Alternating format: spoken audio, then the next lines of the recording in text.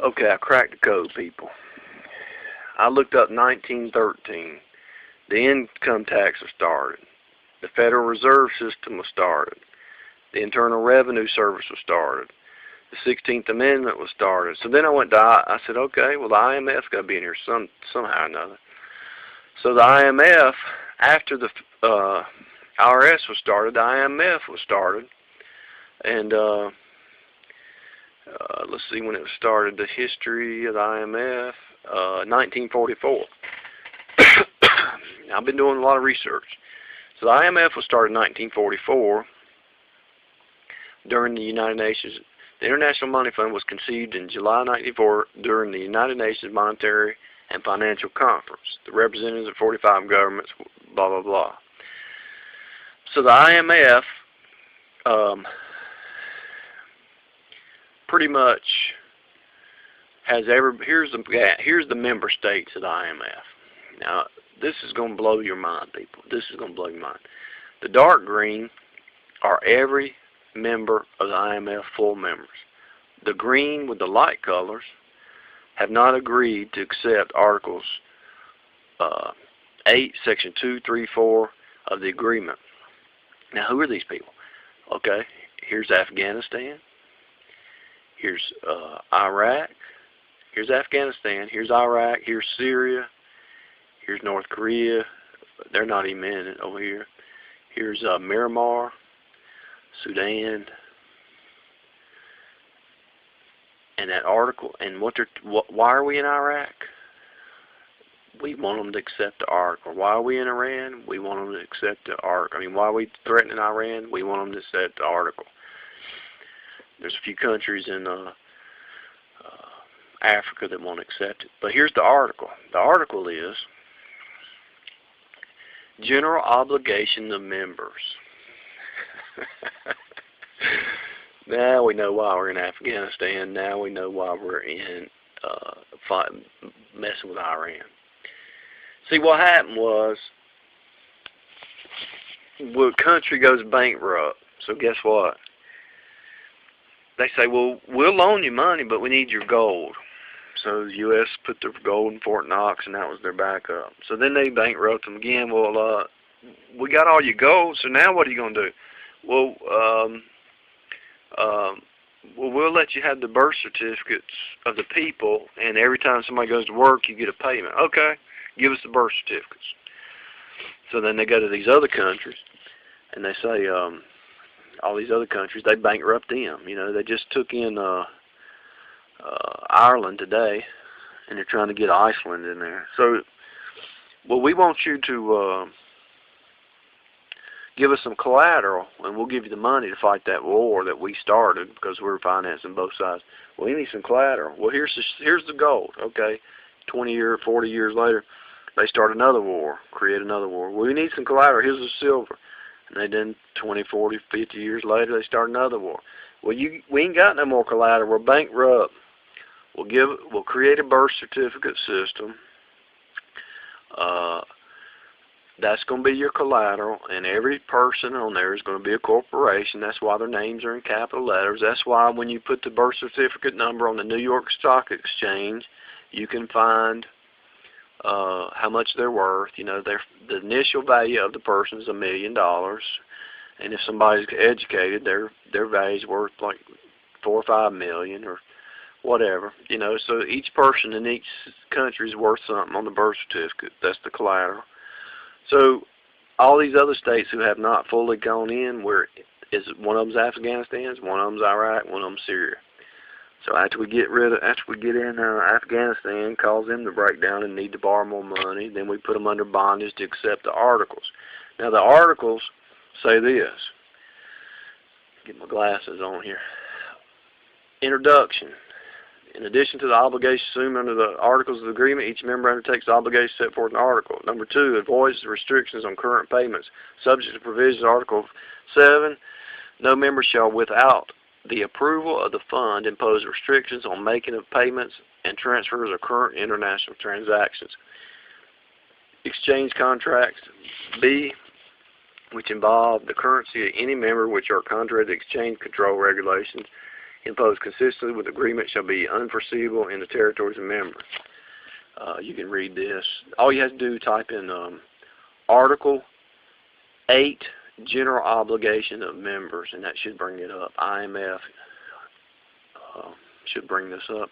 Avoidance of discriminatory currency practice. No member shall engage or permit any of its fiscal agencies referred to in Article 5 to engage in any discriminatory currency arrangements or multiple currency practices, whether within or outside margins. Article 4 are prescribed by the under Schedule C, except as authorized in the agreement or approved by the fund. If such arrangements are engaged in at the date when the agreement enters into force, the members' concerns consult with the fund to their progressive removal unless they are maintained imposed. See, these international bankers know how to bankrupt the country. And then they finance both sides of the war and they get rich. So they bankrupt countries, they gas the collateral of their gold, they steal the gold, they bankrupt them again, and then they ask for collateral and say, we don't have any collateral. He said, well, you got birth certificates, don't you? Yeah. So then they start up an IRS and a fund to pay them. All your weekly paychecks are paid to the IMF through the IRS and the United Nations. So you are a slave. You're on the stock market. You're on the New York Stock Exchange. And you can look that up. Convertibility of foreign held balances. This is Section 4 that they signed. Each member shall buy balances of currency held by another member if the latter and requested represents that the balance to be bought have been recently acquired as a result of currency, that their conversion is needed to make payments for the transactions. Anyway, all this is saying is you have to obey us. Period. You have to. Listen to this. Furnishing of information. The fund may require members to furnish such information as it deems necessary for its activities, including as the minimum necessary for effective discharge. Official holdings at home and abroad, holdings of home and abroad banking and financial agencies and offices, foreign exchange, production of gold, gold exports and imports according to country's destination, total exports and imports of merchandise and local currency values, international balance of payments, including trade and goods, international investment positions, national income. National income. National income. Why? Because they get taxes off the income because you are a commodity. Prices, indexes. You are cattle, people. This is why they vaccinate everybody. This is why they started social services, because they own your kids. When you signed that birth certificate, you signed over your kids to them. Buying and selling of foreign currencies, exchange controls, where official clearing arrangements exist. They own you. Let me say that again. The bankers, the IMF, bails out a country. They give over collateral, gold. They bankrupt them again. They give over the birth certificates as collateral. And then they set up a IRS in every country, different names, and then they pay taxes to IMF because that's your collateral. You are cattle. You have to produce. If you don't produce, you do not pass go and you go to jail. You must produce. You are a cattle. They own you. Social services own your kids because you signed the birth certificate over at birth. And this whole thing's a big, fat joke. And it looks like it goes back to the Pope. And it looks like the Pope's the father. The rabbis are agents of the Pope. And the Grand Masters are agents of the Pope. That they're lieutenants to the Pope. I can't prove that part yet, but we know that the IMF, according to this map right here, has brought the whole world under subjection except for Afghanistan and Iraq and Syria. Why is Iran leader Minajad guy, he's driving a Ford truck? Why is Chavez down here in South America, why is he claiming to be what he is? It's a big joke. Why does the U.S., Canada, Russia, China, Japan have Internet 3? Because they're all communicating. It's all a big fat joke under the IMF. And they've got a few countries they're going to bring in of those articles, and then they're done. This is it. You're a slave. Your master is over here in the Vatican, and he owns you. The IMF is your boss.